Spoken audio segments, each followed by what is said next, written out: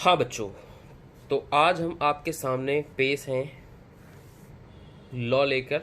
और लॉ ये है सीएमए फाउंडेशन के लिए। ठीक है, पहला चैप्टर का नाम है इंडियन कॉन्ट्रैक्ट एक्ट 1872। तो सबसे पहले आप देख रहे होंगे कि भैया इसका नाम ही है इंडियन कॉन्ट्रैक्ट एक्ट, यानी ये इंडिया का लॉ पढ़ने जा रहे हो तो ये इंडिया में ही अप्लीकेबल होगा, बाहर कहीं अप्लीकेबल नहीं होगा। नाम सही पता चल रहा है आपको कि नाम ही भाई है इंडियन कॉन्ट्रैक्ट एक्ट।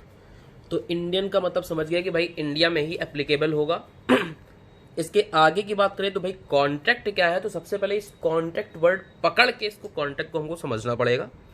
इस वर्ड को जो हम लोग समझ लेंगे तब इस चैप्टर की डिटेलिंग आप कर पाओगे। ठीक है, तो बहुत ही बेसिक तरीके से आपको समझाया जा रहा है। तो कॉन्ट्रैक्ट के अंदर सबसे पहली जो चीज होती है वो चीज होती है बेटा प्रपोजल या ऑफर। सबसे पहले आता है आपका प्रपोजल या जिसको हम लोग ऑफर बोलते हैं। तो सिंपल है बहुत सी बात। प्रपोजल का मतलब क्या हो गया, एक कोई हम आपको प्रपोजल दे रहे हैं, किसी काम को करने या ना करने के लिए आपको बोला जा रहा है। ठीक है, और इस इंटेंशन के साथ बोला जा रहा है जिससे आप सामने से कुछ ना कुछ प्रतिक्रिया जाहिर करेंगे, यानी कुछ ना कुछ आंसर आप देंगे।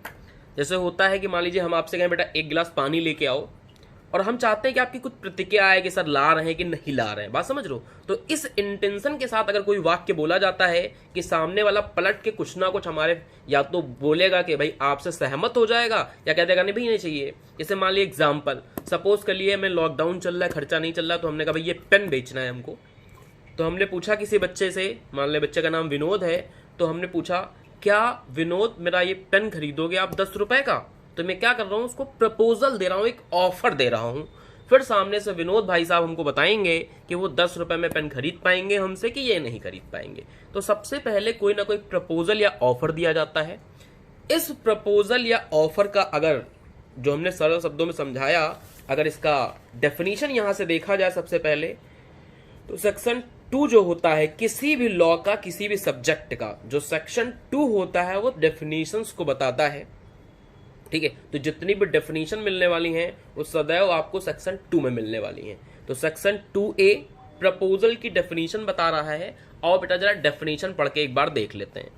व्हेन वन पर्सन सिग्निफाइज, एक person signifies to another, signifies का मतलब होगा कि अपनी ओपिनियन दे रहा है, अपनी बात बता रहा है। क्या सिग्निफाइज कर रहा है, हिज विलिंगनेस, अपनी चाहत, टू डू और to abstain from doing. To do का मतलब किसी काम को करने के लिए, और ऑब्स्ट्रेन्ड का मतलब होता है मना करने के लिए, मतलब किसी काम को ना करने के लिए बोलना। तो कह रहा है कि एक पर्सन किसी दूसरे पर्सन से अपनी विलिंगनेस, अपनी चाहत सिग्निफाई करता है। किस लिए करता है, किसी काम को करने या ना करने के लिए, with a view to obtaining the assent of that person। assent का मतलब होता है स्वीकृति। ठीक है, assent मतलब कंसेंट, कि आप अपने जो भी हमने बताया है इसके बारे में आप सहमत हो कि नहीं सहमत हो, तो उसको assent या कंसेंट बोलते हैं। तो डेफिनेशन बहुत ही सुंदर तरीके से लिखी हुई है कि एक पर्सन अपनी विलिंगनेस सिग्निफाइज करता है दूसरे पर्सन को।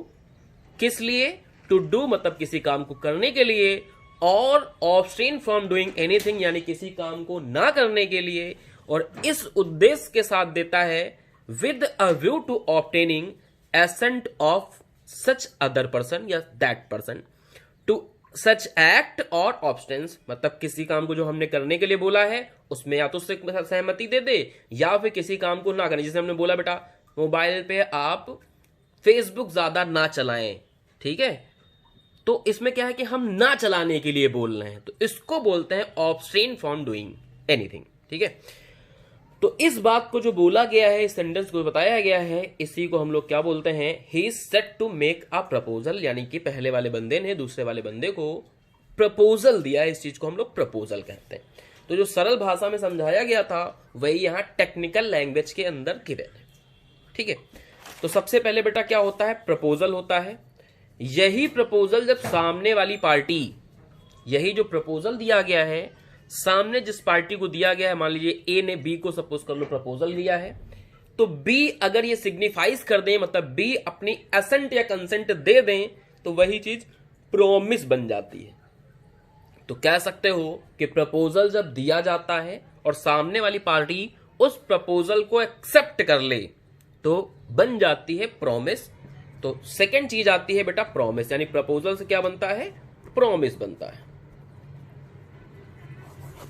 ठीक है, प्रपोजल से क्या बनता है बेटा, प्रॉमिस बनता है। तो अगली डेफिनेशन बेटा देखो प्रॉमिस क्या आ रही है, when the person to whom the proposal is made, मतलब उस पर्सन की बात कर रहे हैं जिसको प्रपोजल दिया गया था, signifies his assent thereto, यानी कि जो प्रपोजल, जैसे हमने पेन बेचने का कहा था कि विनोद मेरा पेन 10 रुपए का खरीद लो, और विनोद कह दें कि हाँ सर हम खरीदेंगे, तो इसका मतलब विनोद ने हमारा जो ऑफर था उसको स्वीकार कर दिया है, तो यही ऑफर बन जाएगा क्या बेटा, प्रॉमिस बन जाएगा।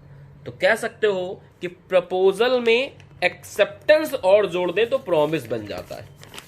ठीक है, यही प्रपोजल जो है अगर एक्सेप्ट हो जाएगा तो प्रॉमिस बन जाएगा। तो सबसे पहले होता है प्रपोजल, इसके बाद होता है क्या बेटा, प्रॉमिस। यानी एक यहां से फॉर्मूला बन रहा है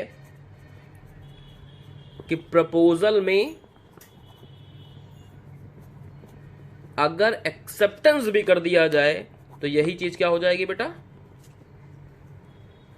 प्रॉमिस हो जाएगी। ठीक है, proposal plus acceptance is equal to क्या हो जाएगा बेटा, प्रॉमिस हो जाएगा। तो एक फॉर्मूला यहां से बनता दिखाई पड़ रहा है आपको डेफिनेशन से, तो फॉर्मूला हमने देखो बना के बेटा लिख भी दिया है। चलो और बात करते हैं। तो मान लीजिए हमने विनोद को ये प्रपोजल दिया था, ठीक है, तो अब देखो यहां एक और डेफिनेशन लिखी है, प्रोमिसर और promisee, the person making the proposal, मतलब जो हम हमारे एग्जाम्पल में हम जो हैं वो प्रोमिसर हैं और जो विनोद है वो प्रोमिसी है। तो जो प्रपोजल देता है, प्रपोजल करता कह सकते हो, उसको प्रोमिसर कहा जाता है, और जो उस प्रपोजल को एक्सेप्ट करता है उसको प्रोमिसी कहा जाता है। ठीक है, और ये डेफिनेशन कहां लिखी हुई बेटा, सेक्शन 2 सबसेक्शन सी। तो 3 आपने अभी तक डेफिनेशन सीखी हैं, सेक्शन 2A में प्रपोजल की, सेक्शन 2B में प्रॉमिस की, और सेक्शन 2C में प्रोमिसर और प्रोमिसी की डेफिनेशन आपने सीखी। चलो और बात करते हैं। अब होता क्या है कि जब प्रपोजल एक्सेप्ट हो गया तो वो बन गया क्या बेटा, प्रॉमिस। ठीक है, फिर आगे समझना, एक चीज होती है बेटा कंसिडरेशन, आपको छोटे छोटे टर्म समझने पड़ेंगे। मतलब जो कॉन्ट्रैक्ट एक्ट पढ़ रहे हो उनमें ये बार बार हर शब्द में आएगा, हर एक वाक्य के अंदर आएगा, तो इनको समझ के पहले से चलना पड़ेगा। तो अगली डेफिनेशन जो लिखी है कंसिडरेशन के लिए लिखी हुई है। ये कंसिडरेशन का मतलब क्या होता है ये समझो। ठीक है, कंसिडरेशन का क्या मतलब होता है ये हम लोग को समझना है। तो यही जो प्रपोजल दिया गया है, ऑफर जो दिया गया है, ये एक्सेप्ट हो जाता है तो इसी को प्रॉमिस कहते हैं या इसी को एग्रीमेंट कहा जाता है। ठीक है, ऑन पेपर होता है तो इसी चीज को हम लोग एग्रीमेंट बोलते हैं। मतलब यही ओरल होगा तो उसका नाम नॉर्मली प्रॉमिस कह सकते हो, अदरवाइज प्रपोजल जब एक्सेप्ट हो जाता है तो उसी को क्या बोलते हैं, एग्रीमेंट बोलते हैं। आप चाहो तो यहां से देख सकते हो, ऑफर का मतलब प्रपोजल, और जैसे ही उसको एक्सेप्ट कर लिया तो अगर ये ऑन पेपर होता है तो इसको हम लोग एग्रीमेंट कहते हैं। ठीक है, और इस एग्रीमेंट में एक चीज और आ जाए, इन्फोर्सिबिलिटी बाई लॉ। ये इन्फोर्सिबिलिटी बाई लॉ क्या होता है ये समझो। मान लीजिए किसी पेपर पे हमने कोई बात लिखी, ठीक है, लेकिन उस पेपर की कोई वैल्यू होनी चाहिए, उसको पेपर को लेकर हम कोर्ट कचहरी जा सकते हो। जैसे आप जानते हो कि अगर मान लीजिए आप किसी मकान की रजिस्ट्री कराओ तो सिर्फ सादे पेपर पे नहीं होती, स्टैंप पेपर पे होती है, और बाकायदा कोर्ट वगैरह उसमें मोहर लगाते हैं, साइन करते हैं कि उसकी क्या हो जाए, वो एक ऑथेंटिक पेपर बन जाए, यानी जिससे हम लोग कोर्ट वगैरह जा सकते हैं, इस पे हम लीगल कहे जाए कि भाई हम इस मकान के ओनर हो गए। तो सेम चीज यहां है कि एग्रीमेंट आपने हो सकता है ओरल कर रखा हो या किसी सादे पेपर पे कर रखा हो, तो उस वो एग्रीमेंट रहेगा जब तक उसको इन्फोर्सेबल बाय लॉ नहीं कराया जा सकता है। मतलब अगर मान लीजिए हमने विनोद से कहा भाई पेन खरीद लो, विनोद ने कहा सर पेन खरीद लेंगे लेकिन आज नहीं परसों खरीदेंगे, तो परसों कैसे हम माने कि 100% विनोद पेन खरीद ही लेंगे, और विनोद कैसे माने कि सर पेन हमको ही बेचेंगे, किसी और को नहीं बेचेंगे 10 रुपए का। तो अगर मैं ना मुकर सकता हूं, अगर मैं मुकर जाऊं नहीं नहीं हम विनोद पेन नहीं बेचेंगे, किसी और को दे दिया हमने पेन, तो विनोद कोर्ट तक जा सकते हैं हमारे खिलाफ। इसको बोलते हैं इन्फोर्सेबिलिटी बाई लॉ। यानी उसी एग्रीमेंट को अगर कोर्ट के द्वारा मजबूर करके आपसे पूरा कराया जा सकता हो तो उसको बोलते हैं हम लोग क्या, इन्फोर्सेबिलिटी बाई लॉ। और एग्रीमेंट जब इन्फोर्सेबिलिटी बाई लॉ के साथ मिल जाता है तो इसी चीज को हम लोग कॉन्ट्रैक्ट बोलते हैं।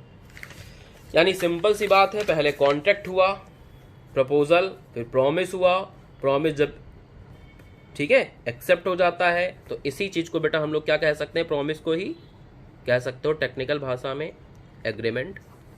और एग्रीमेंट के बाद बनता है जाके कॉन्ट्रैक्ट। तो ये कॉन्ट्रैक्ट की प्रोसेसिंग हो गई कि कैसे एक चीज कॉन्ट्रैक्ट तक पहुंच पाई। तो सबसे पहले प्रपोजल दिया जाता है, फिर उस प्रपोजल को सामने वाली पार्टी एक्सेप्ट कर लेगी, ठीक है, ऑन पेपर सब कुछ कर दिया जाएगा, उस पेपर को हम लोग एग्रीमेंट कह सकते हैं। और जब उसको कोर्ट के द्वारा स्टैंपिंग वगैरह करा ली जाएगी तो उसी चीज को कॉन्ट्रैक्ट कहा जाता है। जितने भी कॉन्ट्रैक्ट होते हैं वो सब स्टैम्प पेपर पे होते हैं, नॉर्मल पेपर पे नहीं होते हैं। और स्टैम्प करने के बाद उनको कोर्ट में ले जाके साइन वगैरह कराने पड़ते हैं आपको रजिस्ट्रार वगैरह के, जिससे उस वो ऑथेंटिक हो जाए, यानी एकदम सही हो जाए, लीगल वे में आ जाए, तो उसको फिर हम लोग क्या बोलते हैं बेटा, कॉन्ट्रैक्ट बोलते हैं। तो अब तक की 10-12 मिनट की वीडियो में आपने देखा कि भाई कॉन्ट्रैक्ट किस चिड़िया का नाम है, ठीक है। तो अभी हम लोगों ने कुछ भी नहीं समझा है, सिर्फ इस कॉन्ट्रैक्ट वर्ड को समझा है 12 मिनट के अंदर, ठीक है। तो और देखो बेटा और क्या क्या चीजें हैं। अब कंसिडरेशन, ठीक है। हाँ एक चीज यहां पे मिट हो गई थी, प्रॉमिस तो है, हमने कहा है कि भाई मैं पेन विनोद को बेचूंगा, विनोद ने कहा सर हम खरीद देंगे, यहां तक प्रॉमिस हुआ। जब तक इस प्रॉमिस में कोई ना कोई कंसिडरेशन नहीं होगा तब तक एग्रीमेंट नहीं बनता है। यानी यहां पे दूसरा फॉर्मूला बनता है, प्रॉमिस में क्या जोड़ दें, कंसिडरेशन जोड़ दें, तो जाके यही चीज एग्रीमेंट बन पाएगी। एक चीज मिस हो गई थी बेटा ये, तो प्रॉमिस में क्या होता है, कंसिडरेशन ऐड करना पड़ेगा। तो आप समझना है व्हाट इज कंसिडरेशन। तो कंसिडरेशन क्या होता है कि कोई भी काम कर रहे हैं, सपोज कर लिए हम आपको पढ़ा रहे हैं, तो इस पढ़ाने के आपसे प्रॉपर फीस लेंगे, ठीक है। तो हम आपको ज्ञान दे रहे हैं और आप मुझे पता लगा मान लीजिए 6,000 रुपए पर सब्जेक्ट पे कर रहे हो, तो आपका मेरा कंसिडरेशन क्या है पढ़ाने का, हम पढ़ा रहे हैं तो उसके बदले में क्या मिल रहा है, हमको फीस मिल रही, 6,000 रुपए मिल रहे हैं। तो 6,000 रुपीज माई कंसिडरेशन। आपकी बात करें तो आपकी जेब से क्या जा रहा है, 6,000 रुपए जा रहे हैं, और आपको क्या मिल रहा है, नॉलेज मिल रही है। तो जो भी नॉलेज आप गेन करोगे हमसे, दैट इज योर कंसिडरेशन। तो कंसिडरेशन का मतलब होता है समथिंग इन रिटर्न, सिंपल भाषा में कि आप जो भी कार्य करोगे उसके बदले में आपको क्या मिलेगा, that is consideration.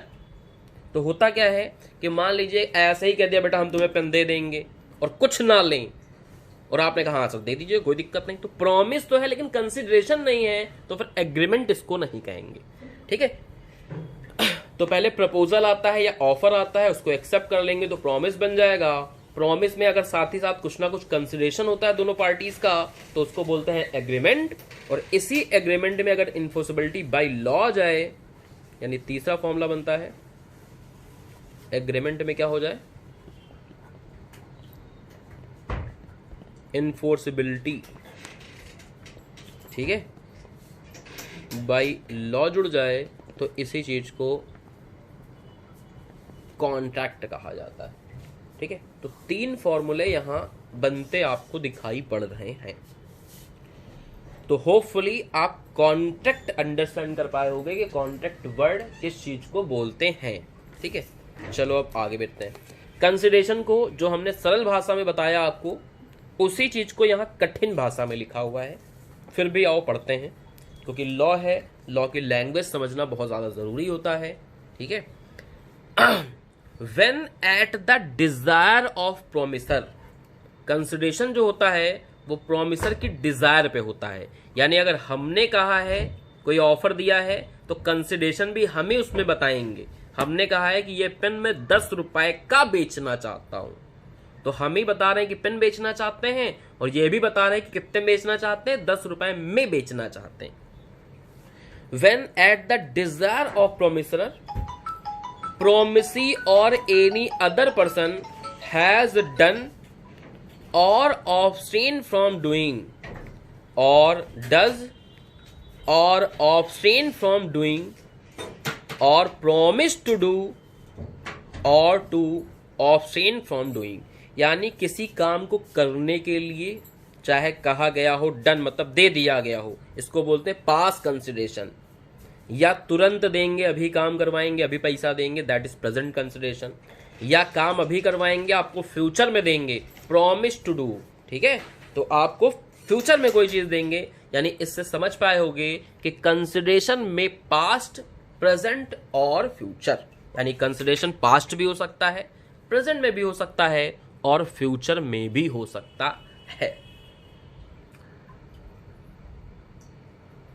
From doing something, such act or abstain or promise is called consideration of the promiser। तो सिंपल सी भाषा में बात करें तो कंसिडरेशन का मतलब क्या हो गया, समथिंग इन रिटर्न, यानी जो भी आप पार्ट प्ले कर रहे हो, जो भी आप काम कर रहे हो, ठीक है, उसके बदले में आपको जो चीज मिलेगी दैट इज कंसिडरेशन। एग्रीमेंट तो हमने बता ही दिया है, एवरी प्रॉमिस और set of promise forming consideration of each other, वही चीज हमने अभी लिखी थी कि जो प्रॉमिस होता है इसमें अगर कंसिडरेशन और जुड़ जाए तो वही चीज एग्रीमेंट बन जाता है। तो वही लिखा हुआ है एवरी प्रॉमिस और एवरी सेट ऑफ प्रोमिसेस। हो सकता है प्रॉमिस हम एक करें, हो सकता है 4 प्रॉमिस करें, तो उसको बोलते हैं सेट ऑफ प्रॉमिस। तो चाहे इंडिविजुअल चाहे सेट ऑफ प्रॉमिस, जिसमें दोनों पार्टी का कुछ ना कुछ कंसिडरेशन छुपा हुआ हो, तो उस चीज को हम लोग क्या बोलते हैं बेटा, एग्रीमेंट बोलते हैं।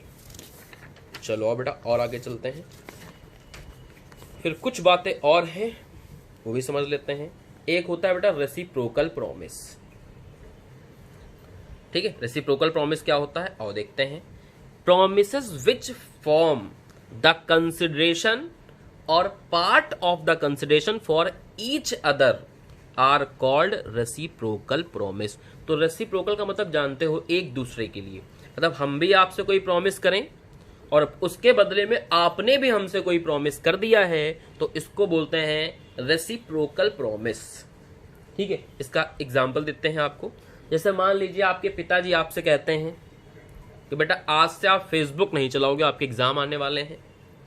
ठीक है, तो आपने कहा ठीक है पिताजी आप कह रहे हैं तो फेसबुक नहीं चलाएंगे, आज से बंद हो जाएगा जब तक एग्जाम नहीं हो जाएंगे, लेकिन आपको भी हमारा एक काम करना पड़ेगा।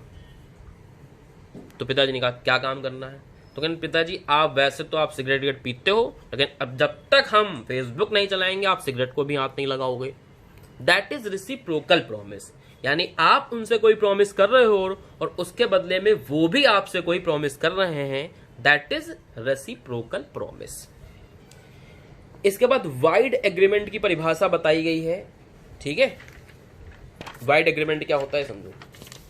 एग्रीमेंट को अगर इन्फोर्सिबिलिटी बाय लॉ मिल जाती है तो वही चीज कॉन्ट्रैक्ट बन जाता है, और इसी एग्रीमेंट में यहां नॉट इन्फोर्सिबल बाय लॉ लिख दें, यानी जिस एग्रीमेंट को कोर्ट के द्वारा इन्फोर्स नहीं कराया जा सकता है उसी को बोलते हैं वाइड एग्रीमेंट। यानी यहां पे अगर समझें तो एग्रीमेंट में इन्फोर्सिबिलिटी बाय लॉ मिल जाएगा तो वो कॉन्ट्रैक्ट बन जाएगा, और agreement which is not enforceable by law, ऐसे एग्रीमेंट जिनको लीगल फॉर्म में जाके हम लोग कंडक्ट नहीं करा पाएंगे, कंप्यूट नहीं करा पाएंगे, उन्हीं को बोलते हैं वाइड एग्रीमेंट। यही देखो यहां सेंटेंस लिखा है, an agreement not enforceable by law. Agreement enforceable by law, अभी कॉन्ट्रैक्ट की सरल परिभाषा लिखना हो तो यही लिख सकते हो, देखो इस परिभाषा और कॉन्ट्रैक्ट की परिभाषा में बस ये नॉट वर्ड गायब है बस। Agreement not enforceable by law is said to be void agreement, और agreement enforceable by law is called contract. ठीक है, तो समझ पाए होगे बेटा कि वाइड एग्रीमेंट क्या होता है और कॉन्ट्रैक्ट किस चिड़िया का नाम है। इसके बाद एक होता है, मतलब कॉन्ट्रैक्ट के प्रकार है बेटा, एक होता है वाइडेबल कॉन्ट्रैक्ट, एक होता है क्या बेटा, वाइडेबल कॉन्ट्रैक्ट। ठीक है, वाइडेबल कॉन्ट्रैक्ट क्या होता है समझो। वाइडेबल कॉन्ट्रैक्ट में क्या होता है कि एक पार्टी तो इन्फोर्स कर सकती है, यानी एक पार्टी तो कोर्ट जा सकती है लेकिन दूसरी पार्टी कोर्ट नहीं जा सकती। तो ये जो वाइडेबल कॉन्ट्रैक्ट है वो 3-4 चीजें होती हैं, उनकी वजह से होता है। 3-4 क्या 5 चीजें होती हैं।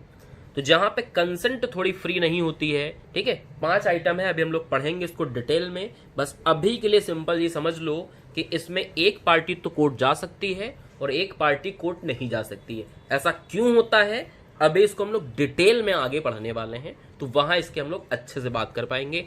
अभी हम सही तरीके से आपको बताएंगे भी, तो जो आगे चीज बतानी है वो कहीं वॉश आउट ना हो जाए, ठीक है। तो इसको थोड़ी देर समझ के चलना है, ठीक है। तो ये फिर आपको आगे बताया जाएगा कि वाइडेबल कॉन्ट्रैक्ट की डिटेलिंग क्या होगी, वो सब समझेंगे हम लोग। एक आता है बेटा वाइड कॉन्ट्रैक्ट, यहां बेटा वाइड एग्रीमेंट है, यहां वाइड कॉन्ट्रैक्ट है। कॉन्ट्रैक्ट बनने का मतलब ही है कि कॉन्ट्रैक्ट आ गया तो इसका मतलब वो इन्फोर्सेबल बाय लॉ हो गया होगा। जब तक एग्रीमेंट इन्फोर्सेबल बाय लॉ नहीं होगा तब तक उसको कॉन्ट्रैक्ट कह ही नहीं सकते हैं। और फिर कॉन्ट्रैक्ट होने के बाद कह रहा है वाइड हो जाए, वाइड का मतलब हिंदी में बोलते हैं रद्द हो जाना, बेकार हो जाना। तो होता क्या है कि मान लीजिए बेटा, समझो मान लीजिए एक पेंटर है और उसने कहा है कि भाई हम आपकी पेंटिंग बनाएंगे आपके बर्थडे पे, और आपका बर्थडे मान लीजिए सपोज कर लीजिए आ रहा है जनवरी में, 15 जनवरी को आपका बर्थडे है। पेंटर ने ये प्रॉमिस किया है कि आपके बर्थडे पे आपके घर आएगा और लाइव एक पेंटिंग बना के दिखाएगा आपके घर वालों के सामने आपकी। तो आज एग्रीमेंट हो गया है, कंसिडरेशन भी तय हो गया कि आप उसको 10,000 रुपए पे करोगे, सब कुछ हो गया, लीगल फॉर्म में हो गया, पेपर पे स्टैम्प पेपर सब कुछ हो गया। तो आज की तारीख में वो क्या बन चुका है, कॉन्ट्रैक्ट, ठीक है। फिर हुआ क्या, आज से मान लो 10-15 दिन बाद, ठीक है, सपोज कर लो 20 अगस्त के आसपास मान लो, उसका कार एक्सीडेंट में हाथ कट जाता है दाहिना वाला, जिससे वो पेंटिंग करता था उसका वो हाथ कट जाता है। तो क्या वो अब 15 जनवरी को आपके घर आके आपकी पेंटिंग बना पाएगा? बिल्कुल नहीं बना पाएगा बेटा। क्यों? देखो, आज से लेके 20 अगस्त तक, जब तक उसका हाथ नहीं कटा था, ये जो कॉन्ट्रैक्ट आपने दोनों में किया था दैट इज वैलिड कॉन्ट्रैक्ट, सही कॉन्ट्रैक्ट था बिल्कुल। जो एकदम अच्छा वाला कॉन्ट्रैक्ट होता है उसको हम लोग वैलिड कॉन्ट्रैक्ट बोलते हैं। तो नॉर्मली आज से लेके 20 अगस्त तक वो वैलिड कॉन्ट्रैक्ट था, लेकिन 20 अगस्त को ऐसा हाथ कटने की वजह से हो गया है कि अब इस कॉन्ट्रैक्ट को आगे पूरा नहीं कराया जा सकता।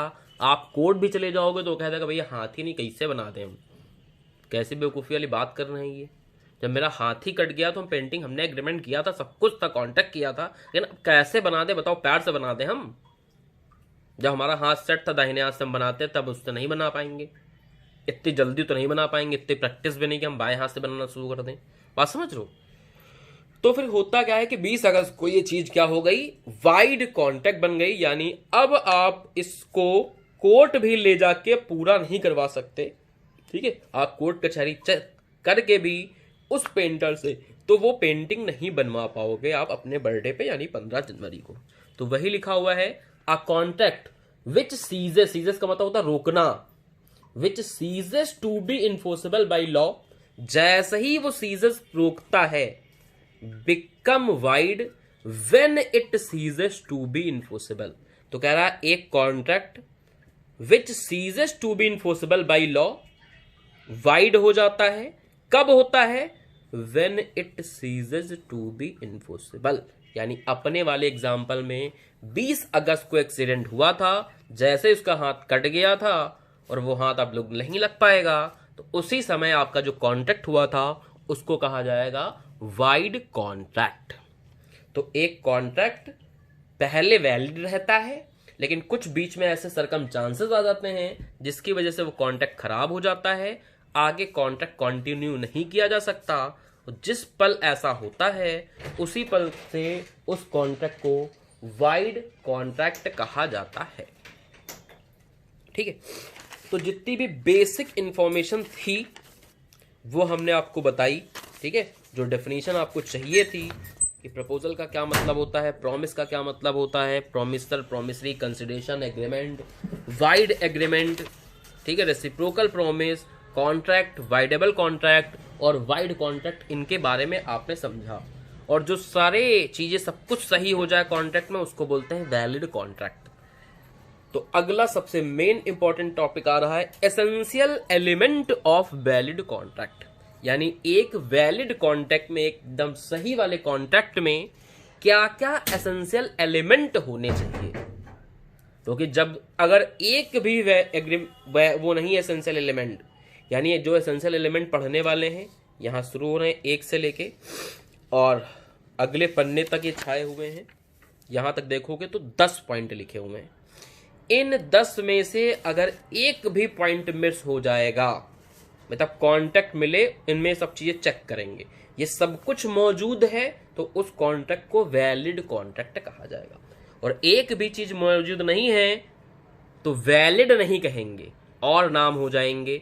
वाइडेबल कॉन्ट्रैक्ट हो सकता है, वाइड कॉन्ट्रैक्ट हो सकता है, और नाम हो सकते हैं, लीगल कॉन्ट्रैक्ट हो सकता है, लीगल कॉन्ट्रैक्ट हो सकता है। तो अभी हम लोग प्रकार देखेंगे कि कितने तरीके के कॉन्ट्रैक्ट हो सकते हैं। तो अभी तो हम लोग वैलिड कॉन्ट्रैक्ट पढ़ रहे हैं तो उसकी बात कर लेते हैं। तो एक वैलिड कॉन्ट्रैक्ट के अंदर कौन कौन से एसेंशियल एलिमेंट होने चाहिए, इनके बारे में बात करते हैं। सबसे पहली बात बेटा एग्रीमेंट होना चाहिए, क्योंकि जब तक एग्रीमेंट नहीं होगा कॉन्ट्रैक्ट कैसे बन पाएगा, वो तो आप देख ही रहे होगे कि जब तक एग्रीमेंट नहीं होगा कॉन्ट्रैक्ट तक आप नहीं पहुंच सकते। तो एग्रीमेंट होना चाहिए कम से कम, ठीक है। तो जिन लोगों के बीच में कॉन्ट्रैक्ट हो रहा है उनके बीच में एग्रीमेंट होना चाहिए, ठीक है। फिर दूसरी बात है फ्री कंसेंट होना चाहिए, मतलब जोर जबरदस्ती वाली कोई बात नहीं होनी चाहिए। कंसेंट का मतलब स्वीकृति देना और फ्री का मतलब है किसी तरीके से रोक टोक ना लगाई जाए। पता लगा ऐसा नहीं है, हम पेन है, ये 10 रुपये वाला पेन है, आपकी कनपटी बंदूक रख रहे हैं तो हमने कहा बताओ 1000 में खरीदोगे पेन, नहीं खरीदोगे, गोली मारे तुरंत हम, बात समझ रहे हो। तो आप कह दोगे तुरंत हाँ खरीदेंगे, ये लीजिए 1000 रुपये पेन लीजिए, बात खत्म, जाइए ले जाइए। तो आपकी क्या है कि सब कुछ हुआ, ऑफर दिया हमने, आपने एक्सेप्ट भी कर लिया, लेकिन किसी चीज के दबाव में आके, फ्री नहीं है आपकी कंसेंट, ठीक है। तो वो दबाव कौन से होते हैं? 5 चीजें होती हैं। एक कॉर्जन होता है, डरा धमका के, ठीक है। अभी इनको भी डिटेल में पढ़ेंगे बेटा, जितनी भी चीजें पढ़ रहे हो, फ्री कंसेंट पढ़ रहे हो, अभी आके टॉपिक ही आ जाएगा फ्री कंसेंट थोड़ी देर बाद, समझ रहे हो। सब कुछ अभी एक एक करके आएंगे डिटेल में।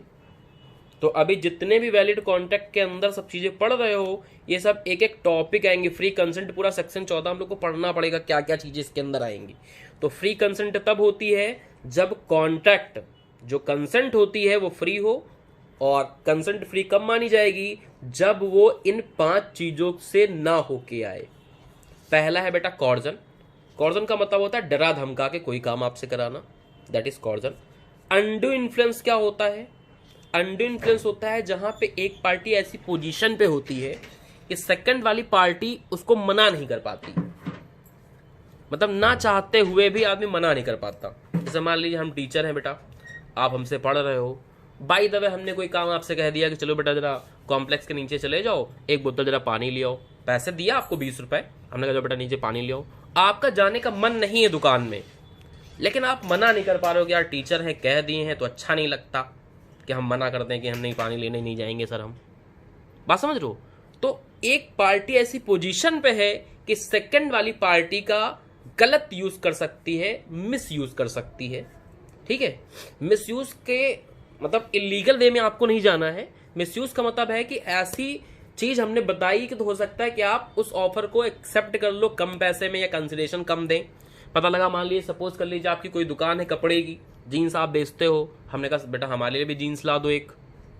आपने कहा सर ठीक है ला देते हैं। हमने कहा कितने रुपए की? तो आपने कहा 1000 रुपए की है। तो हमने कहा भाई हम 600 रुपए देंगे बस। तो आपका हो सकता है 600 रुपए की परचेज हो या 610 रुपए की परचेज हो, लेकिन आपने कहा यार 610 ही की तो परचेज है सर, वैसे भी 600 दे रहे हैं, अब 10 रुपए के लिए कौन उनसे कहे। सिस्टम समझ रहे हो। तो हो सकता है कि इसमें अनडू इन्फ्लुएंस कराया जाए। तो जब एक पार्टी ऐसी पोजीशन में होती है कि दूसरी वाली पार्टी से कोई काम कहे और वो मना ना कर पाए, इसको बोलते हैं बेटा अनड्यू इन्फ्लुएंस। अभी डिटेल में इनको पढ़ना बाकी है, लेकिन इनका मतलब हल्का हल्का आपको समझ में आ जाए, इसलिए एग्जाम्पल के साथ थोड़ा थोड़ा आपको ज्ञान दिया जा रहा है, बताया जा रहा है। फ्रॉड तो आप जानते ही हो। मिस रिप्रेजेंटेशन, गलत दर्शाना, किसी चीज को गलत बताना। मान लीजिए पेन है, तो वह तो नीला नीला पेन दिख ही रहा है, हो सकता है इसके अंदर हमने काली रिफिल डाल रखी हो, काला चले ये। ठीक है, तो आपको बताया, हम जानते हैं काला चलेगा, लेकिन हमने क्या बताया, आपने पूछा बेटा सर नीला है ये पेन, हमने कहा हाँ नीला है, ले जाओ, और आपने चला के नहीं देखा, ले गए। मिस रिप्रेजेंट कर रहे हैं, ठीक है, चीजों को गलत बता के बेच रहे हैं, दैट इज मिस रिप्रेजेंटेशन। और मिस्टेक का मतलब होता है गलती, जानता ही हो।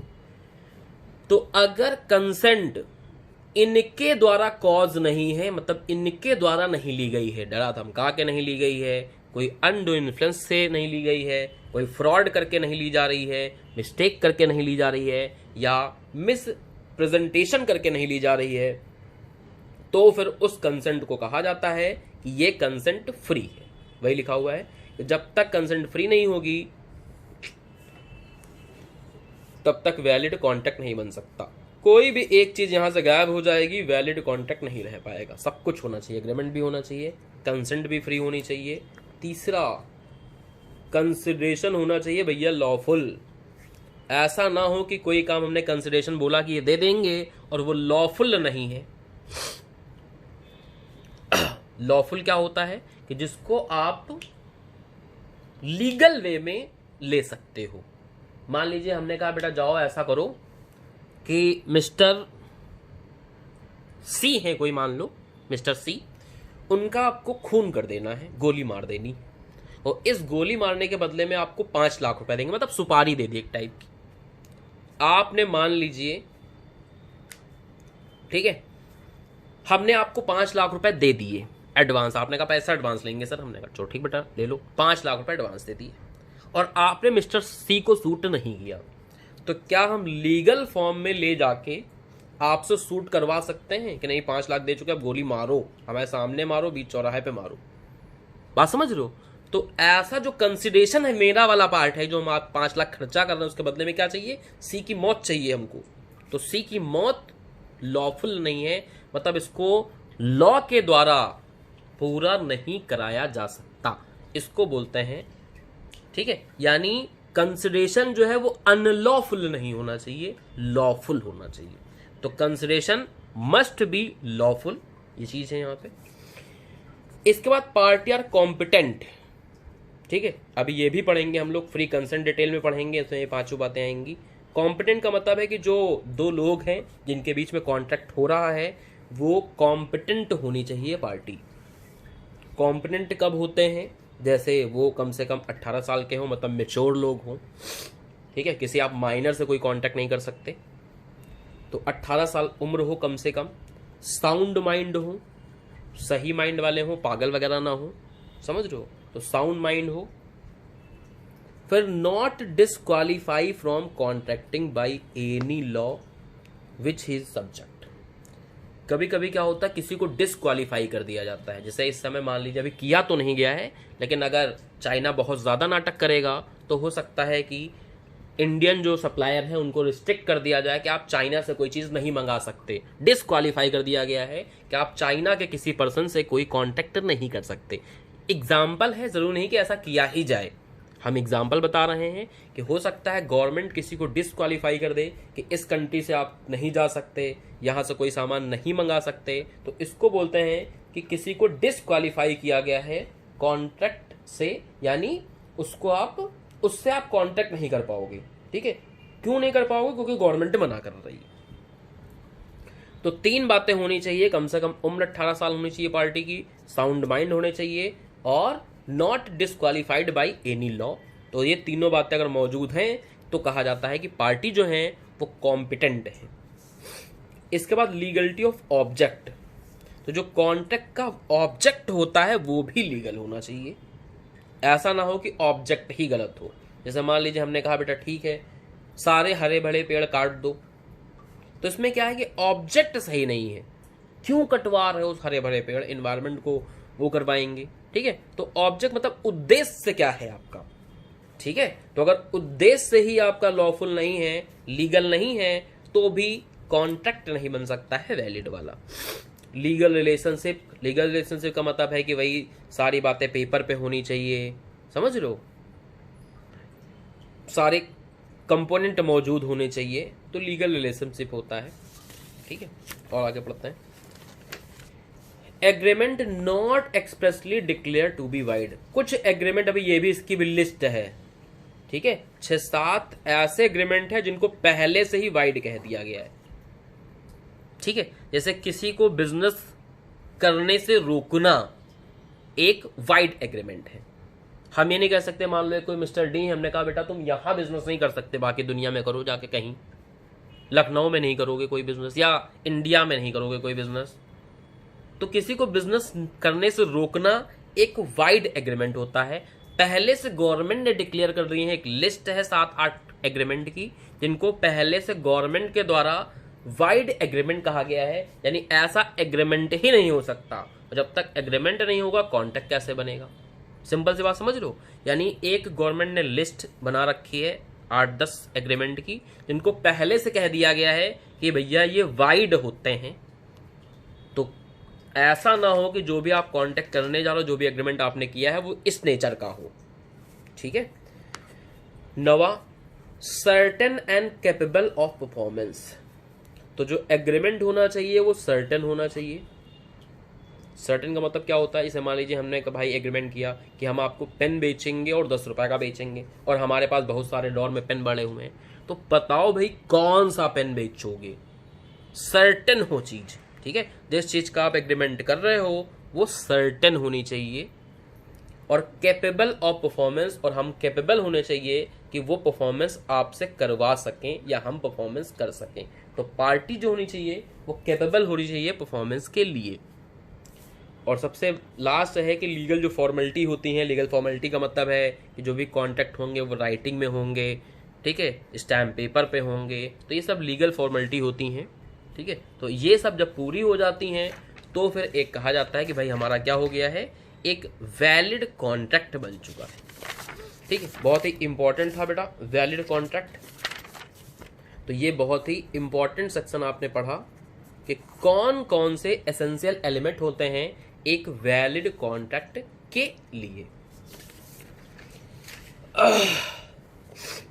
अब अगर हमने बताया था कि अभी हम लोग कॉन्ट्रैक्ट में पढ़ेंगे कि कैसे कैसे कॉन्ट्रैक्ट हो सकते हैं, तो कॉन्ट्रैक्ट को कई तरीके से तोड़ा गया है। अगर इन्फोर्सेबिलिटी के आधार पे बात करें, based on enforceability, classification of contract हम लोग पढ़ रहे हैं। इन्फोर्सेबिलिटी के बिहाफ पे अगर बात करें तो कॉन्ट्रैक्ट को 6 तरीके से तोड़ा गया है, 1 2 3 4 5 6, ठीक है। वैलिड कॉन्ट्रैक्ट अभी हम लोग पढ़ चुके हैं, ठीक है। ऐसा एग्रीमेंट जिसको लॉ के द्वारा इन्फोर्स किया जा सकता हो उसको वैलिड कॉन्ट्रैक्ट कह सकते हैं। अभी हम लोगों ने डेफिनेशन पढ़ी थी 1 लाइन की। वाइड एग्रीमेंट अभी पढ़ चुके हैं, वाइडेबल कॉन्ट्रैक्ट अभी पढ़ चुके हैं। तो ये तीनों तो अभी हम लोग पढ़ के आ रहे हैं कि वैलिड कॉन्ट्रैक्ट क्या होता है, वाइड एग्रीमेंट क्या होता है, और वाइडेबल कॉन्ट्रैक्ट क्या होता है। वाइड कॉन्ट्रैक्ट, जिस कॉन्ट्रैक्ट को पूरा ना कराया जा सकता हो लॉ के द्वारा, जिस कॉन्ट्रैक्ट को, अ contract which ceases to be enforceable by law become void when it ceases to be enforceable। ये भी डेफिनेशन अभी हम लोगों ने पढ़ी थी कि एक वैलिड कॉन्ट्रैक्ट होता है पहले, फिर बीच में कुछ ऐसे कार्यक्रम हो जाते हैं जिसके द्वारा उसको पूरा नहीं कराया जा सकता है, तो उस समय वो वाइड कॉन्ट्रैक्ट बन जाता है। अनइन्फोर्सेबल, तो किसी टेक्निकल एरर की वजह से, अगर मान लीजिए कॉन्ट्रैक्ट के अंदर सम टेक्निकल डिफेक्ट है, हमने कहा है कि हम पेन बेचेंगे 10 रुपए का बेचेंगे, लेकिन कब बेचेंगे वो नहीं बताया, कॉन्ट्रैक्ट हो गया पूरा, लेकिन जब भी आप इन्फोर्स कराने की बात कहते हो तो हम कहते हैं उसमें देखो तारीख तो लिखी नहीं। तो कोई टेक्निकल एरर हो जाए, कोई टेक्निकल डिफेक्ट हो जाए जिससे उस कॉन्ट्रैक्ट को पूरा नहीं कराया जा सकता हो, तो उसको बोलते हैं अनइन्फोर्सेबल कॉन्ट्रैक्ट, ठीक है। ये टेक्निकल डिफेक्ट वर्ड पक्का आना चाहिए। जब तक ये टेक्निकल डिफेक्ट नहीं होगी, यानी किसी टेक्निकल डिफेक्ट की वजह से कॉन्ट्रैक्ट को पूरा नहीं कराया जा सकता, तो उस कॉन्ट्रैक्ट को बोलते हैं अनइन्फोर्सेबल कॉन्ट्रैक्ट। और इलीगल तो जानते ही हो कि जो लीगल ना हो, ठीक है। और इसमें एक वाक्य बहुत अच्छा लिखा हुआ है कि an illegal agreement are void agreement. जितने भी इलीगल एग्रीमेंट होते हैं वो वाइड एग्रीमेंट होते हैं, लेकिन हर वाइड एग्रीमेंट इलीगल नहीं होता। तो कभी कभी यहां से एमसीक्यू बन जाता है यानी हर इलीगल एग्रीमेंट वाइड एग्रीमेंट है, लेकिन हर वाइड एग्रीमेंट इलीगल नहीं है। इस चीज का बहुत ध्यान रखोगे। तो अगर इन्फोर्सेबिलिटी के आधार पर बांटे तो कॉन्ट्रैक्ट को 6 तरीके से क्लासिफाई किया जा सकता है, और अगर कॉन्ट्रैक्ट को फॉर्मेशन के आधार पर बांटे, ठीक है, 2 है यहाँ पे, फॉर्मल कॉन्ट्रैक्ट और सिंपल कॉन्ट्रैक्ट। ठीक है, फॉर्मल कॉन्ट्रैक्ट ये इंग्लिश लॉ में कहा जाता है, लिखा हुआ the term is use found in English law. Validity of these contract depend upon their form, they are valid if they lack consideration. These contract are 2 type, यहाँ लिखा है contract under seal and record, इतने इतने। ठीक है, तो ये सब फर्जी की चीजें, इनको हटा भी सकते हो, कोई मतलब नहीं। तीसरा वो पढ़ते हैं based on extent of performance. Extent का मतलब मात्रा होती है, ठीक है, तो कितना परफॉर्मेंस हो चुका है उस पे जो बेस्ड होता है। ये कैसे कैसे बेस्ड हैं और देखते हैं। Executed, executory. एग्जीक्यूटेड में होता है कि जब an executed contract is one which has been completely completed by both the party. हमने भी अपना जो कंसिडरेशन था वो भी कर दिया, और आपका भी जो पार्ट था वो भी आपने प्ले कर दिया। That is executed contract. मतलब कॉन्ट्रैक्ट में जो भी कांड होने थे वो हो गए हैं, पैसा वैसा जो लेना देना था वो ले दे गया, यानी कॉन्ट्रैक्ट पूरा हो चुका है। That is executed contract. Executory contract में क्या होता है कि कॉन्ट्रैक्ट होली अनपरफॉर्म्ड है, या फिर एक पार्टी ने अपनी परफॉर्मेंस दे दी है और दूसरी पार्टी ने अपनी परफॉर्मेंस नहीं दी है। ऐसे को हम लोग एग्जीक्यूटरी कॉन्ट्रैक्ट बोलते हैं। यानी कॉन्ट्रैक्ट में कुछ ना कुछ अभी बचा हो, चाहे दोनों पार्टी की परफॉर्मेंस बची हो और चाहे तो एक पार्टी की परफॉर्मेंस बची हो। ठीक है, कुछ भी परफॉर्मेंस बची होंगी, 1% भी परफॉर्मेंस अभी बची हुई है, तो उसको एग्जीक्यूटरी परफॉर्मेंस, एग्जीक्यूटरी कॉन्ट्रैक्ट कहा जाएगा। ऑब्लिगेशन के आधार पर अगर बात करें तो यूनिलैटरल कॉन्ट्रैक्ट और बाइलैटरल कॉन्ट्रैक्ट। ठीक है, under this type of contract there is an obligation on the part of only one party when contract is concluded.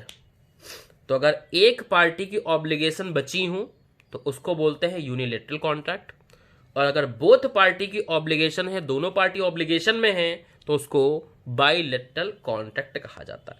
ये सब लिखे हुए हैं, लेकिन ना ये आगे अभी आगे पढ़ने को आपको मिलेंगे। मेन वो पहले वाले थे जो फर्स्ट 6 पढ़े थे आपने। ठीक है, जो पहले 6 पढ़े थे ये ज्यादा इंपॉर्टेंट है, और ये सब हल्का हल्का आपको रीडिंग लगा लेनी है बस। ठीक है, express contract, implied contract. Express contract में क्या होता है, जिस कॉन्ट्रैक्ट को एक्सप्रेस किया गया हो, चाहे वर्ड स्पोकन में चाहे रिटन। ठीक है, और इम्प्लाइड क्या होते हैं कि जो अपने आप उत्पन्न हो जाते हैं, जिनको किया नहीं जा सकता। ठीक है, न वर्ड में बताए जाते हैं, इनको क्या होता है अपने आप ये हो जाते हैं। दैट इज इम्प्लाइड, अपने आप कॉन्ट्रैक्ट उत्पन्न होते हैं। ठीक है, इनको भी अभी आगे डिटेल में हम लोग पढ़ने वाले हैं, तो ये सब अभी छोड़ सकते हैं, इनको आगे डिटेल में पढ़ा जाएगा। ई कॉन्ट्रैक्ट जानते ही हो, ई टेंडर वगैरह होते हैं। ठीक है, तो ये सब वैसे बहुत कम इंपॉर्टेंट है। जो पहले 6 पढ़े थे यानी इन्फोर्सेबिलिटी के आधार पे, ये बहुत ज़्यादा इंपॉर्टेंट होते हैं, और आगे सब पूरे चैप्टर में इन्हीं सब की बात की जाएगी। ये सब हैं बेकार, तो इनको आप एक्सक्लूड भी कर सकते हो, छोड़ भी सकते हो। फिर जो हम लोगों ने सरल भाषा में ऑफर का मीनिंग समझा था, वही चीज़ फिर से लिखी हुई है डिटेल में, तो ये सब अपना पढ़ते रहना।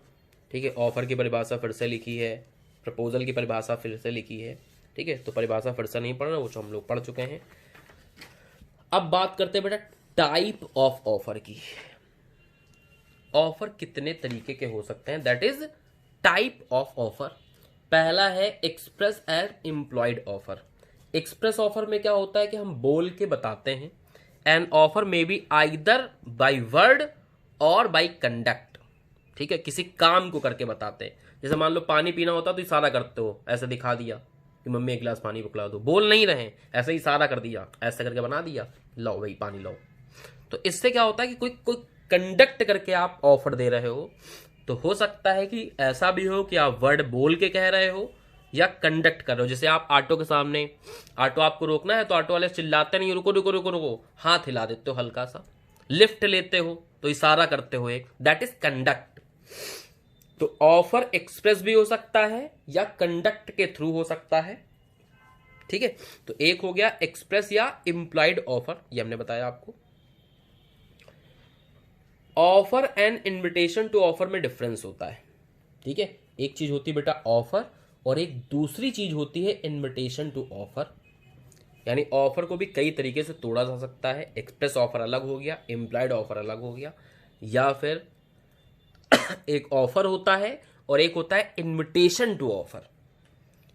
इनविटेशन टू ऑफर में मतलब ऑफर देने के लिए इनवाइट करते हैं। जैसे आप मॉल में जाते हो तो उसमें देखे होते स्टैचू जो है कपड़े पहन के, अपना स्टैचू पे कपड़ा टांग दिया गया, तो मॉल का दुकानदार आपको इनविटेशन टू ऑफर दे रहा है, समझ रहे हो। तो इनको बोलते हैं बेटा क्या, इनवाइट कर रहा है कि आओ कपड़ा ऐसा हमारी दुकान में है, आओ खरीदो आके, ठीक है।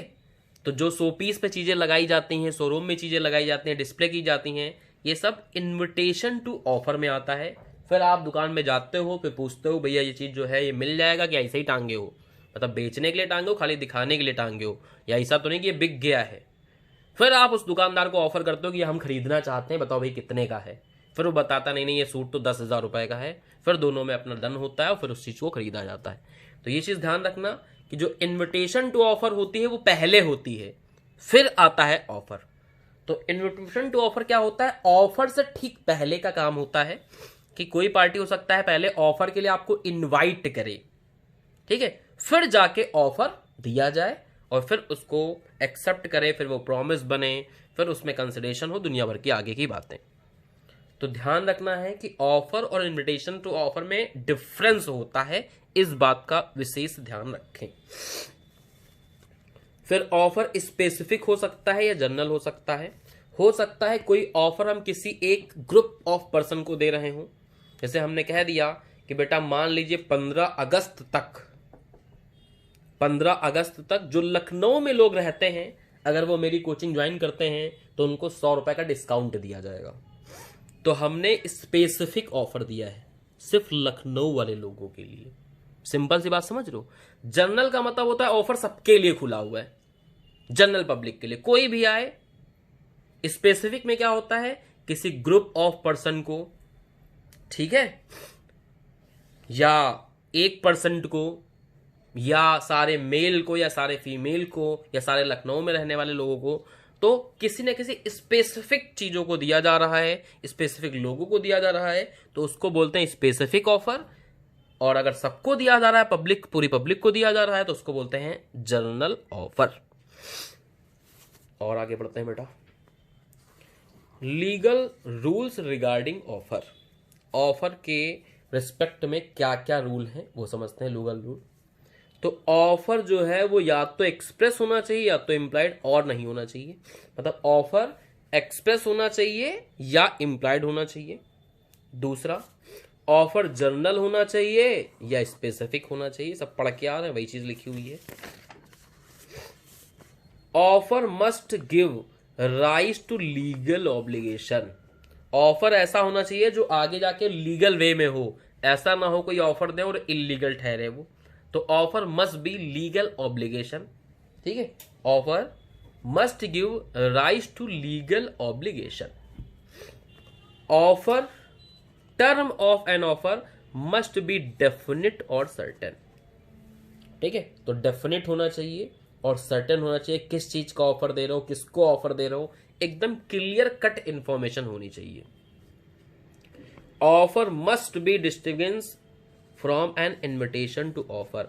ऑफर जो है इससे अलग होना चाहिए। ये ना हो कि इनवाइट भी कर रहे हैं ऑफर भी दे देना, ऐसा नहीं होता है। ये अलग वर्ड होता है, ये अलग वर्ड होता है। इन्विटेशन टू ऑफर नहीं होना चाहिए, ऑफर ऑफर होना चाहिए, ध्यान रखना है। यानी offer must be distinguish from an invitation to offer. Offer जो है वो कम से कम कम्युनिकेट की जानी चाहिए। मान लो हम पेन बेचना चाहते हैं तो बताओ तो किसी को पेन बेचना चाहते हो। यानी ऑफर को जब तक कम्युनिकेट नहीं करेंगे किसी को, तब तक वो ऑफर कैसे माना जाएगा। हम अपने मन में सोच लिए कि हाँ पेन बेचना है, मनी में सोचे पेन बेचना है, पेन बेचना है, किसी से कहीं नहीं रहे, तो ऑफर हम कहाँ कम्युनिकेट कर रहे हैं। तो जब तक ऑफर किसी को आप दोगे नहीं तब तक वो ऑफर नहीं रहेगी। जब तक आपकी जो इंटेंशन है वो किसी के सामने एक्सप्रेस नहीं करोगे, कम्युनिकेट नहीं करोगे, तो वो ऑफर नहीं कहा जाएगा। तो offer must be communicated. Communication of special term, offer में कुछ स्पेशल टर्म है, मान लीजिए कुछ टर्म एंड कंडीशन है कॉन्ट्रैक्ट के अंदर, तो उनको भी कम्युनिकेट करना मांगता है। एग्जाम्पल इसका समझो, मान लीजिए कोई जीन्स खरीदने गए और वो जीन्स में ऐसा कपड़ा लगा हुआ है कि अगर उसको मशीन में आप धुलोगे तो खराब हो सकता है, फट सकता है। तो दुकानदार को ये बताना पड़ेगा कॉन्टैक्ट करते समय कि भाई इस जीन्स को आप हैंड से वॉश करोगे, मशीन वॉश इसमें परमिसेबल नहीं है, अलाउ नहीं। तो जो भी स्पेशल टर्म होंगे उनको भी कम्युनिकेट करना पड़ता है। अगला point number 8, offers must be made with a view to obtaining consent of the other party. वही चीज है कि ऑफर ऐसा होना चाहिए, प्रपोजल ऐसा होना चाहिए कि सामने वाली पार्टी उसमें कंसेंट या एसेंट दे। इस उद्देश्य के साथ दोगे तभी उसको ऑफर कहेंगे। सबसे पहले आज की क्लास में बताया था हमने, ठीक है। तो ऑफर ऐसा होना चाहिए जिससे सामने वाली पार्टी कुछ ना कुछ प्रतिक्रिया जाहिर करे उस पर। फिर offer should not impose an unnecessary obligation to communicate non-acceptance। बहुत ही तगड़ी लाइन लिख दी। देखो ऑफर एक्सेप्ट हो जाएगा तो सामने वाली पार्टी बताती है, नहीं एक्सेप्ट करना होगा तो नहीं बताएगी, कॉमन सेंस है।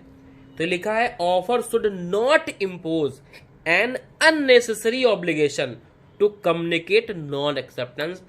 मतलब ऑफर ऐसा ना हो कि हमने कहा बेटा जब पेन खरीदना है तो भी हमको बताओ और नहीं खरीदना है तो भी हमको बताओ। तो खरीदना होगा तो सामने वाली पार्टी बताती है, नहीं खरीदना होगा नहीं बताया तो समझ लो नहीं खरीदना, बात खत्म हो गई। लेकिन हमने क्या ऑफर में डाल दिया, कंडीशन ऐसी डाल दी है कि अगर नहीं एक्सेप्ट करना है तो भी हमको आप बताइए, कम्युनिकेट करिए कि आप नहीं एक्सेप्ट करना चाहते हो, ये बात भी हमको आप बताओ। तो हम ऐसे ऑफर नहीं इम्पोज किए जा सकते। यानी कोई ऑफर ऐसा नहीं हो सकता है कि जिसमें हम ये बात लिखें कि आपको खरीदना है तो भी बताइए और नहीं भी खरीदना है तो भी हमको सूचित कीजिए। तो नॉन एक्सेप्टेंस की सूचना देने का टर्म एंड कंडीशन उसमें नहीं डाला जा सकता। सबसे last, offer to make an offer, it is non an offer. बहुत ही तगड़ी लाइन लिख दी है, ठीक है। Offer to make an offer, हमने ऑफर दिया है कि आप एक ऑफर दो, इज एक नॉट ऑफर। मतलब वो कोई ऑफर नहीं होता है कि हम एक ऑफर दें कि तुम एक ऑफर दो, समझ रहे हो। तो फालतू की बकवास लिखी है, छोड़ सकते हो इसको। फिर meaning and definition of acceptance, acceptance की डेफिनेशन लिखी हुई है, ठीक है। तो एक्सेप्टेंस की डेफिनेशन यहां से पढ़ सकते हो आप। एक्सेप्टेंस का मतलब होता है कि जो भी हमने कॉन्ट्रैक्ट किया है, ऑन पेपर में एग्रीमेंट बनाया है, उसको आप साइन करोगे, पढ़ोगे, उसमें साइन कर लोगे, तो उसको बोलते हैं कि कॉन्ट्रैक्ट आपने एग्रीमेंट को एक्सेप्ट कर लिया है। तो जो वैलिड एक्सेप्टेंस है उनके क्या क्या एसेंशियल एलिमेंट हो सकते हैं वो पढ़ना है हम लोग को। Essential element of valid acceptance, सही एक्सेप्टेंस कैसे दी जा सकती है। Accept must be absolute and unqualified. Absolute का मतलब है जिस तरीके से हमने बोला है, जैसे मान लो हमने कहा ये पेन खरीदो 10 रुपए का, तो यही पेन आप एक्सेप्ट कर सकते हो। ये नहीं कह सकते कि सर जो दूसरा वाला पेन रखा है आपने, हम ऑफर दे रहे हैं इस पेन का और तुम खरीदने की बात कर रहे हो। हाँ सर खरीद लेंगे लेकिन लाल वाला, तो इसका तुमने ऑफर ही नहीं दिया। तो जिस चीज का ऑफर दिया गया है वही ऑब्सोल्यूट टर्म में, यानी जिस मैनर में, जिस बात को लेके या जिस चीज को लेके आपको ऑफर दिया गया है, सारी टर्म वही रहेंगे, उन टर्म में कोई छेड़छाड़ नहीं किया जा सकता। तो जो एक्सेप्टेंस रहेंगी जिस वे में कही गई हैं, जैसी कही गई हैं, आपको उसी तरीके से एक्सेप्टेंस देनी पड़ेगी। तो इसको कहा जाता है कि एक्सेप्टेंस ऑब्सोल्यूट है एंड अनक्वालिफाइड है। Acceptance must be communicated. अगर आप हमारे ऑफर को एक्सेप्ट करते हो तो हमको आपको बताना पड़ेगा। हमने कहा बेटा पेन खरीदोगे तो आपको मुंह खोल के कहना पड़ेगा हाँ सर खरीदेंगे। तो तो एक्सेप्टेंस आपने क्या कर दिया है, हमको कम्युनिकेट कर दिया है। वरना हमने ऑफर दे दिया और सामने वाली पार्टी उसको एक्सेप्ट करती है नहीं करती, हमको तब तक नहीं पता चलेगा जब तक उसको कम्युनिकेट ना कर दिया जाए। तो अगर कोई एक्सेप्टेंस आप दे रहे हो तो कम्युनिकेशन आपको करना पड़ेगा, उस एक्सेप्टेंस के बारे में हमको आपको बताना पड़ेगा, तभी हम मानेंगे कि वो चीज आपने एक्सेप्ट कर ली। Acceptance must be in prescribed and reasonable mode. जिस मैनर में कहा गया है, जिस मोड में कहा गया है, उसी मोड में एक्सेप्टेंस दोगे। जैसे बहुत सारे लीगल पेपर होते हैं, कोर्ट के द्वारा आते हैं, तो कहे जाते हैं कि आप उनको स्पीड पोस्ट से नहीं भेज सकते, आपको रजिस्टर्ड पोस्ट से भेजना पड़ेगा। तो मैनर खुद बता रहा है कि कैसे भेजना है, रजिस्टर्ड पोस्ट से भेजना है और किसी वे से नहीं भेज सकते। कोरियर नहीं कर सकते, स्पीड पोस्ट नहीं कर सकते, नॉर्मल पोस्ट नहीं कर सकते। ठीक है, तो जिस मोड में कहा जाएगा उस मोड में आपको एक्सेप्टेंस देनी होगी, रीजनेबल टाइम के अंदर देनी होगी। मान लीजिए हमने ऑफर दिया कि बेटा मैं ये पेन बेचना चाहता हूं लेकिन मंडे तक, तो ऑफर जो एक्सेप्ट कर सकते हो, कॉमन सेंस है कि मंडे तक एक्सेप्ट कर सकते हो। ट्यूसडे को फोन करके कहोगे अरे सर जो आपने पेन कहा था बेचने के लिए वो हम खरीदना चाहते हैं, तो ऑफर अब लैप्स हो चुका है, क्योंकि ऑफर जो दिया था वो मंडे तक का दिया था। तो अगर ऑफर रीजनेबल टाइम तक का दिया गया है, किसी समय सीमा तक का दिया है, तो उसी समय सीमा के अंदर उस ऑफर को आप एक्सेप्ट कर सकते हो। जैसे ही ऑफर लैप्स हो गया उसके बाद एक्सेप्टेंस नहीं हो पाएगी। Acceptance can not preceded an offer. Preceded का मतलब होता है पहले। तो ऐसा कैसे संभव है कि ऑफर हम बाद में दें, तुम एक्सेप्ट पहले करके रखे हो। जब ऑफर दिया जाएगा तो उसके बाद एक्सेप्टेंस होती है। तो ये तो फर्जी की बात लिख दी है, पहले नहीं हो सकता कि एक्सेप्ट हम पहले कर लें और ऑफर तुम बाद में दो। ठीक है, तो पहले ऑफर दिया जाता है, फिर उसके बाद में एक्सेप्टेंस होती है। अगला, acceptance must be given only by the person to whom the offer is made. हमने साफ साफ अगर ये कहा है कि विनोद बेटा ये पेन खरीदोगे, तो विनोद ही इस ऑफर को एक्सेप्ट कर सकते हैं, कोई और नहीं कर सकता। साफ साफ लिखा हुआ है कि जिसको ऑफर दिया गया है वही बंदा एक्सेप्ट कर सकता है। कोई दूसरा बंदा, बगल में सुरेश बैठे हुए हैं, सुरेश ने कहते हैं हाँ हाँ सर खरीदेंगे, तो हम खट से बोल सकते हैं बेटा ऑफर किसको दिया, हमने विनोद को दिया है, तो इस ऑफर को सिर्फ और सिर्फ विनोद ही एक्सेप्ट कर सकते हैं और कोई एक्सेप्ट नहीं कर सकता। Rejected offer can be accepted only on renewal. एक बार ऑफर रिजेक्ट कर दिया, जैसे हमने कहा बेटा विनोद पेन खरीदोगे, और विनोद ने कहा तुरंत बोल दिया इंस्टेंट सर नहीं खरीदेंगे, और अगले दिन 10 रुपए लेके चले आए, हमको 10 के नोट दिखा रहे हैं, सर ये लीजिए पेन दीजिए। तो एक बार ऑफर क्या कर दिया है, खत्म कर दिया है, रिवोक कर दिया है, तोड़ दिया है, रिजेक्ट कर दिया है, तो तभी एक्सेप्ट हो जाता है जब हम ऑफर फिर से आपको दें। तो कल आके विनोद हमसे कहेंगे सर ये बताइए वो जो आपने कल ऑफर दिया था हमने तोड़ दिया था, अब उस ऑफर को आप दोबारा देना चाहेंगे, मतलब उस ऑफर को रिन्यू करना चाहेंगे। तो अगर उस ऑफर को हम रिन्यू कर देंगे, हाँ हाँ बेटा आज भी बेच सकते हैं तुम खरीदो, तो हमने क्या कर दिया, ऑफर रिन्यू कर दिया, दोबारा ऑफर दे दिया है। ठीक है, तो जब एक रिजेक्ट कर देने वाला ऑफर, मतलब एक रिजेक्टेड ऑफर को तभी स्वीकार किया जा सकता है जब उस ऑफर को दोबारा दिया जाए, यानी उस ऑफर को रिन्यू किया जाए।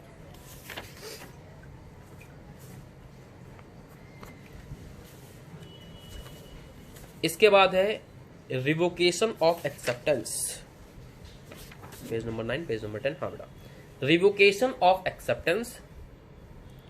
एक्सेप्टेंस को वापस, रिवोक का मतलब होता है जो भी आपने काम किया उस चीज को वापस कदम खींच सकते हो कि नहीं कदम खींच सकते। कहते नहीं किसी ने पैर वापस खींच लिए, वापस खींचने मतलब जो काम करने निकला था वो काम वापस, कहा था कि हाँ दुकान खोलेंगे फिर नहीं खोल रहा है, बात समझ लो, दैट इज रिवोकेशन। यानी जो भी एक्सेप्टेंस है उसको रिवोक आप कर सकते हो कि नहीं कर सकते हो, कि हमने मान लिया एक्सेप्टेंस कर ली, अब वापस ले सकते हो उस एक्सेप्टेंस को कि नहीं ले सकते।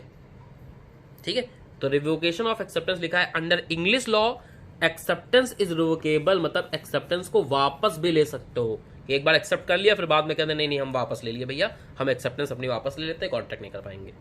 वेयर एज इंडियन लॉ में एक्सेप्टेंस इररिवोकेबल होता है। एक बार आपने ऑफर एक्सेप्ट कर लिया तो फिर उसको रिवोक नहीं कर सकते। ठीक है, तो हमें इंडियन लॉ का समझना है। ठीक है, वरना इंग्लिश लॉ में इसको रिवोक कर सकते हो और इंडियन लॉ में एक्सेप्टेंस को रिवोक नहीं किया जा सकता, यानी वो होती है इररिवोकेबल।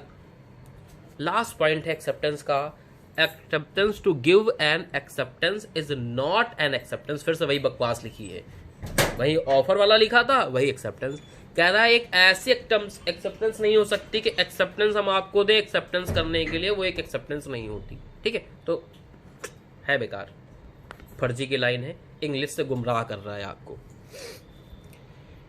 ठीक है, तो यहां तक हम लोगों ने समझ लिया है। ठीक है, यहां तक हम लोग पढ़ चुके हैं। इसके आगे की जो कहानी बताई जाएगी वो आपको अगली क्लास में बताई जाएगी। ठीक है, तो यहां तक आराम से रिवाइज करो, पढ़ो, और फिर अगली क्लास में आपको आगे की चीजें समझाएंगे और बताएंगे। ठीक है, थैंक यू, जय हिंद।